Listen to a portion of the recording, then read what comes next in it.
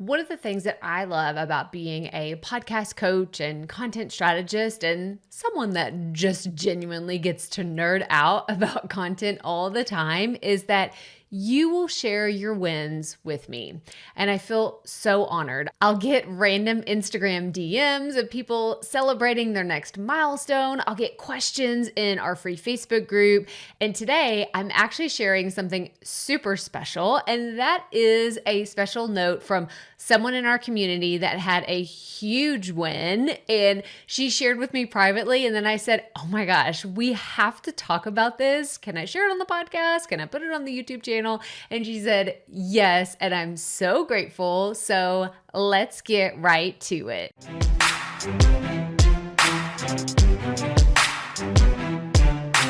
Hey, beautiful. Hope you're having an awesome day. So, I had did something a couple weeks ago and it was pretty cool. So I thought I would just share the tip just because I know you love examples, or if you have anyone else who has maybe a product based business that also podcasts also. So normally whenever I announce or talk about the podcast, you know, I'm face to camera. I'll say, hey, Chef, Chef Schomburg here. And I'm just talking like, so this week we're talking about da da da da da da. And I just go into it, especially if it's a guest or someone like that. So the week that I had actually did this blessing and curse, the lady had kind of pinched me when she waxed my eyebrows, and then, you know, they plucked a little bit, but she had kind of plucked me too hard, and I kind of didn't like it, and it looked really red, and I'm already like, you know, light skin for a black person anyways, but anywho, so I didn't get on camera. I just found some like B-roll that I had of desserts, and then I kind of advertised the podcast this way. Glad I did. Pretty cool. So not only did this post go viral, but people actually listen, and that episode has more listens than other episodes. And I was like, wow. So that caused me to, you know, just kind of change like the whole episode, make sure I have a lead magnet link to it. But I was like, going forth, if I have any solo episodes, I might do this. Sometimes we always face the camera when we're talking about the podcast, but I just may post it, you know, like how I did here. So the podcast was sharing 2 ways I doubled my home bakery sales. And this is why I was in the middle of a promotion.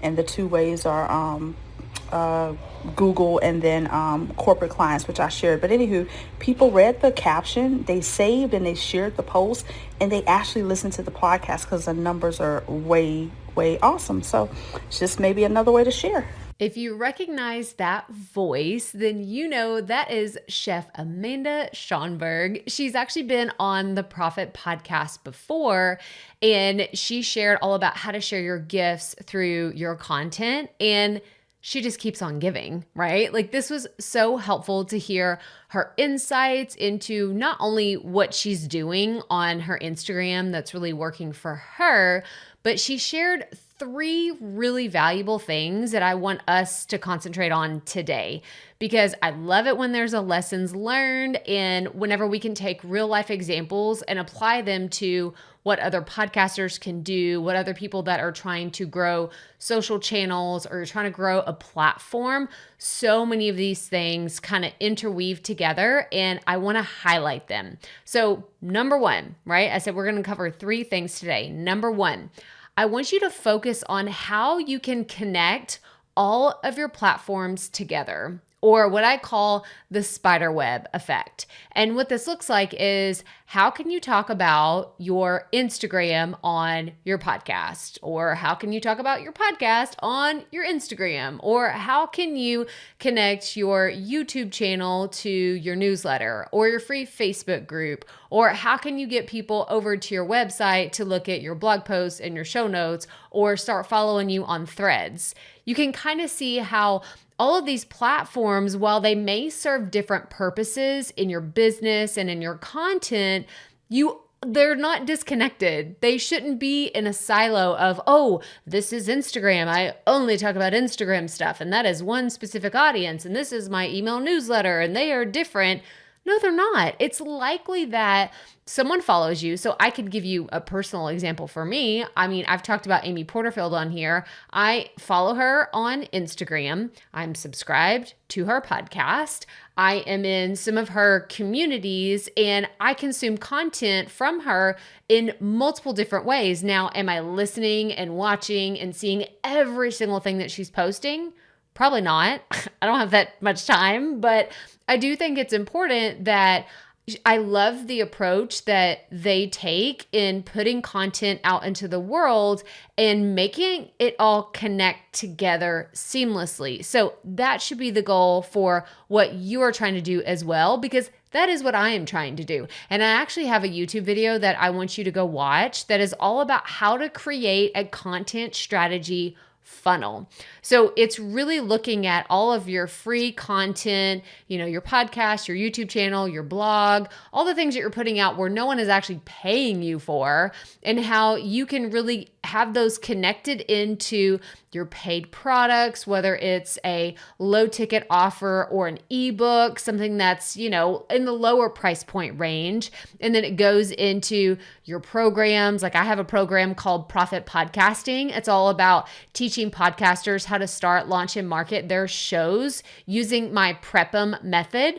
So Prep 'em, I've talked about this a few times, but Prep 'em is P is for plan, R is for record, E is for edit, P is for publish, and 5M is marketing and monetization. So I use all of these different free mechanisms to reach people that may be a good fit for my programs or my coaching, but I think it's really important that you don't just rely on one platform and one platform only.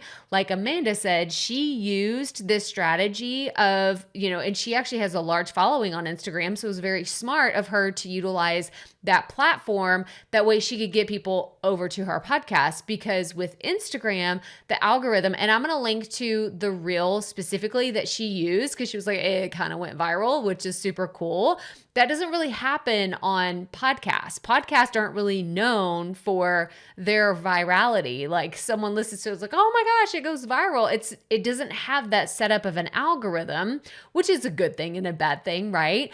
But it's something that happened for her where she shared it on Instagram. And because so much of her organic audience had a response to it, whether they're liking it or they're sharing it or they're making comments on it, adding it to their stories, Instagram's algorithm kicked in and was like, oh, we need to pay attention to this and push it out to some other people. So like you heard her, she had more downloads on that podcast episode, and she had other fun things happening behind the scenes just because she talked about her podcast in her Instagram reel. So don't think of all of your platforms as independent from each other and they're not connected. You should absolutely look at a strategy to see how you can connect all of them together.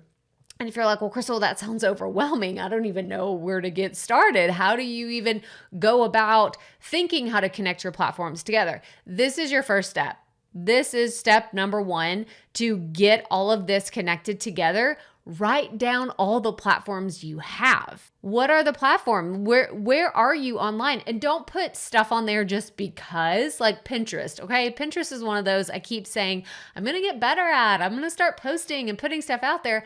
I really haven't. There's no real strategy for Pinterest, maybe one day, but it's one of those where I wouldn't include that in my list of, okay, here's this one, this one, this one. For me personally, it's my podcast where I'm publishing consistent content.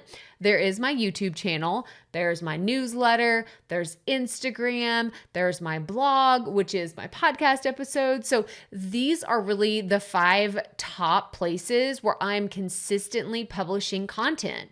So when I think about what am I going to say in my email newsletter, I want to connect the different content that's in there back to my podcast, back to my YouTube channel, maybe referencing my Instagram every once in a while. It is something that you don't want to just mention every single time, because people will ask me this, okay? And you may be guilty of this, okay? And if you are, like, you can raise your hand and be like, Crystal, I've done that. That's me. You're calling me out. But people will say, shouldn't I put all the links to everything and all the places where I am in my podcast description? And I don't think that you should. And by description, I mean your individual episode descriptions. And here's why. Do you ever, as a consumer, as a listener of other people's podcasts, do you ever run to their episode descriptions and get so excited that all the places to connect with them are right there? Maybe, maybe not. It's one thing that I've asked several people this, and they're like, not really. I would just go to their website, or I would go to the platform that I like to use, and that's how I'll find them. Or you could set up a link tree and then have all the things there, or have a dedicated page. Like, there's so many different ways that you can do it. But whenever I'm saying connecting all of your platforms together, I'm not saying just throw all the links at every single person that visits your website and every person that goes to YouTube and I don't think that that's a great strategy. But on your podcast, you should be talking about other platforms. My go-to is my email list, right? I'm trying to grow my email list. And so I will talk about my email list on my podcast, on my YouTube channel, in my Facebook group, like all the places where I am, because that is one of my goals for my business and the content that I'm creating. So write down all the places where you are consistently publishing content. Not the one that you abandoned several years ago because you're just like, I got overwhelmed, I couldn't do it anymore. All the ones that today you're publishing consistent content. And then I want you, the next time you're sitting down to plan your next podcast episode, email, whatever it is that you're planning, say, how can I mention one of my other channels in this piece of content where it feels organic and natural? The second thing we need to talk about today, the second point, is what Amanda did so well is she led with value and generosity.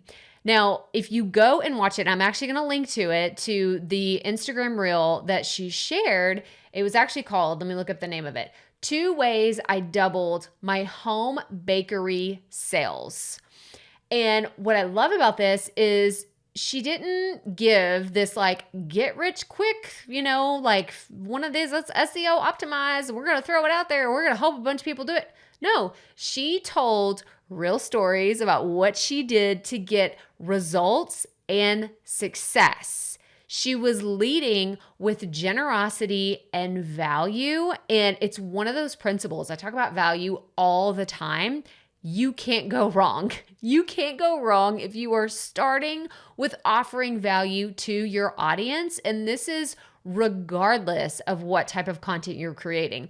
It's a podcast episode, lead with value. It's a YouTube video, lead with value. It's your email, it's a blog post, it's an Instagram post, whatever it is, lead with value and generosity. And it is one of those things, I know karma is one of those weird things, you can call it woo-woo or whatever, but I'm just a firm believer in adding value, adding generosity to my community, because it has come back to me tenfold whenever I have started with value. I've started with generosity. People will come to me and say, I've been listening to you for years and take my money. Like take my money. Like I'm ready. Maybe they were on the fence about starting a podcast. They were like hemming and hawing. I don't know if it's right for me. Maybe it's right for me. I don't really know. And then when they make that decision, they're immediately like, you've added so much value to me that it was a no-brainer decision. So when you're thinking about the pieces of content that you're creating, be like Amanda. I feel like that's what we should call today's content, is be like Amanda and start with sharing generously and adding value in every single thing that you create. All right. And the third thing that we need to talk about today is don't let the need in your head to sound or look perfect hold you back from creating content. And now I love Amanda's honesty about like, hey, something happened and I really did not want to be on video. And it's just not what was going to work out for me that day. So I decided to do this instead. And like I said, you have to go watch this Instagram reel. It's really beautifully shot, like really well done. But I love that she shared, I really didn't want to be on video, but did that stop her from posting anything? Have you had this thought? Have you been really wanting and willing to start posting videos on Instagram or going live or doing stories or whatever it is, some sort of video where it's showing your face and you had this thought of, oh, I don't really look great today. Or, it's like I got a big pimple or I have a sunburn or, there could be 1,000 different reasons. You're having a bad hair day. Okay, let's like full transparency. If you are watching this, then of course you're seeing this. But if you're listening to the episode on the podcast, I have a hat on today. I have on roughly no makeup. I literally just swiped on some mascara before we started this, but I wasn't really excited about recording video today. It wasn't something that I had planned, but I looked at my content calendar and I was like, you know what? I really need to record this video today in order for it to go out whenever it is scheduled to go out. This goes back to my, principle of consistency and having content regularly published. And so I said, okay, what can I do? This is how I give myself a pep talk because I'm like, I really don't want to do this. Like, I really do not want to be on video today. What can I do to make it where I feel a little bit more confident and I can still show up for my audience and add that value and generosity that we were talking about? And for me today, it was putting a hat on and swiping some mascara over my eyelashes, and that's it.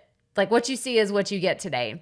And one of the other things that I've often told people is don't think about it as you're only going to have 5 videos out on the internet and those will forever be the 5 videos that you are judged by. Like, oh, she looked great in 4 of those videos, but then there's one of them where she looked like she was struggling, like struggle bus all day, every day. And the reason why I can say this is because at this point, I have created close to 500 YouTube videos. Yes, I said 500 YouTube videos. I have recorded ones where the lighting was terrible. I've recorded ones in my van. I've recorded ones while I'm walking. I've recorded in my closet. I've recorded in my office. I've recorded like on my phone, on my nice, like expensive camera. Like I have done all of these different types of recording. And I can tell you that the bad hair days, the no makeup days, like it doesn't matter. It really doesn't. Now, bear with me because I know some of you are like, you're talking crazy to me right now, Crystal. It doesn't, because in that number of 500 videos, there's probably 4 or 5 where I'm like, oh, I really didn't look great. Like, can we just, let's disable those. Let's put those as private or delete them all together.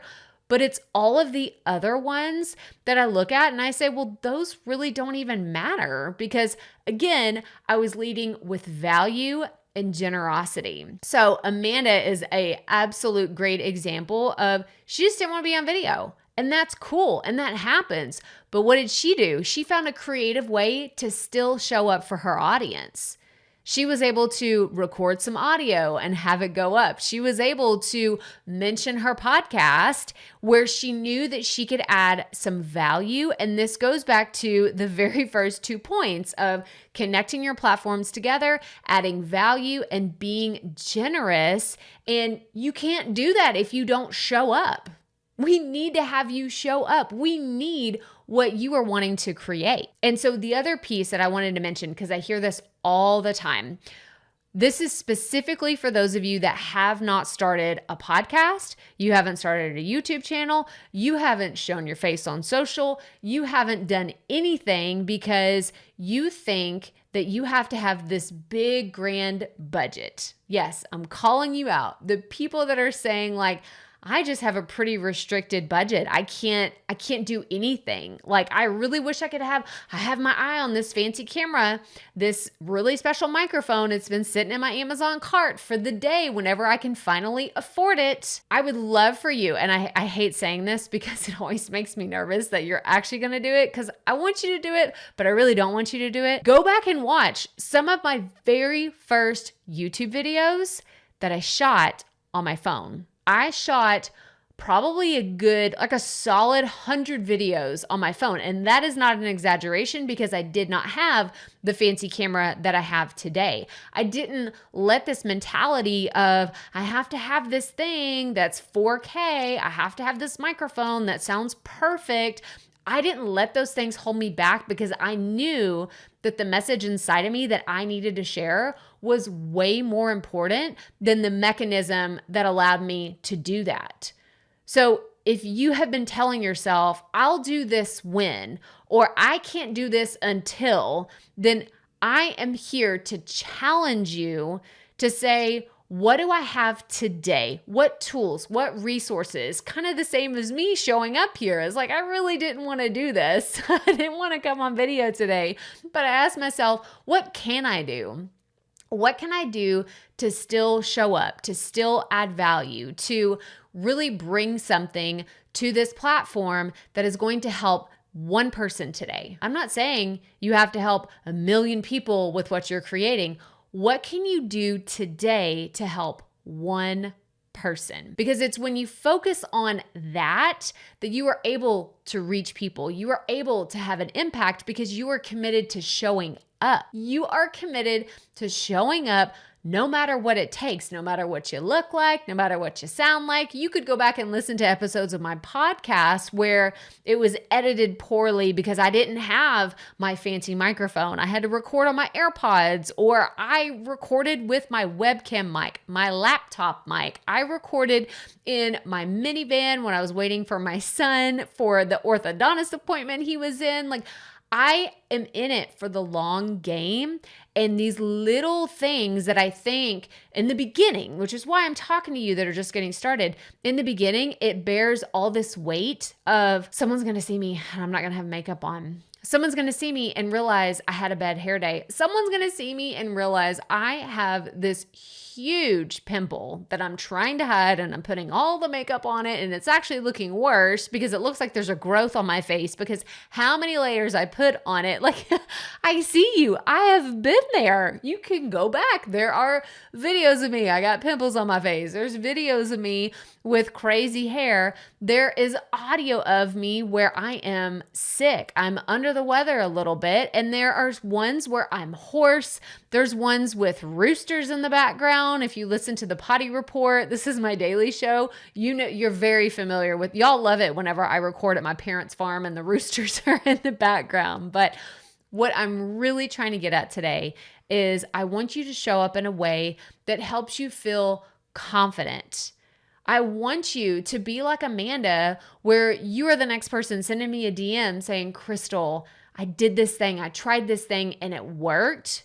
And it's because she's showing up. It's because she is trying things. And it is because she is committed to sharing her message that she has. So I highly encourage you today. So this is your homework, right? If you're taking notes, then this is what you need to do today. After this, you need to write down all of the places where you are consistently creating content. That's step number 1. Step number 2, in your planning process, I want you to ask the question, am I adding value in this piece of content? No matter what it is, email, podcast, Instagram posts, whatever, am I adding value to this piece of content? And then the third thing I want you to do is don't let perfectionism hold you back. Please don't.